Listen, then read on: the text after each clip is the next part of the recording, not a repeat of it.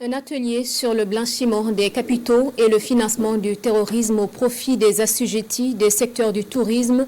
La rencontre informe suffisamment les participants afin qu'ils prennent des dispositions dans leurs différentes entreprises touristiques. Une initiative du ministère en charge du tourisme tenue le 11 juin dernier. Nous en parlons avec Gérard Sommet et Pini Dieyano. Assujettis du secteur du tourisme, entendez par là les agences de voyage, les hôtels, les restaurants. Certains de ces acteurs ignorent comment déceler le financement du terrorisme et le blanchiment des capitaux.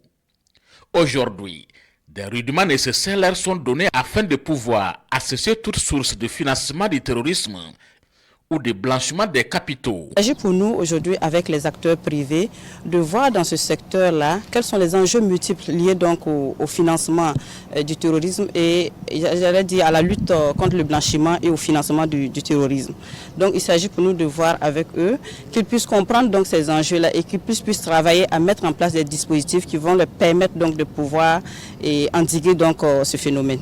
Pour permettre aux participants l'appropriation de ces concepts liés au blanchiment des capitaux, ils ont droit à 3 communications, dont leur obligation à mettre en place des dispositifs. C'est environ 14 obligations, mais nous en retenons principalement 5 obligations, qui est l'obligation de vigilance, voilà, et l'obligation de mettre en place donc un dispositif de contrôle.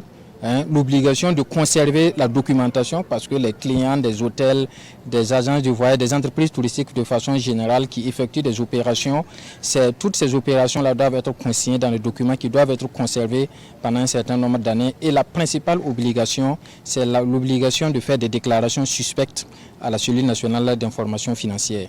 Il est attendu de cette rencontre des recommandations à l'endroit des parties prenantes.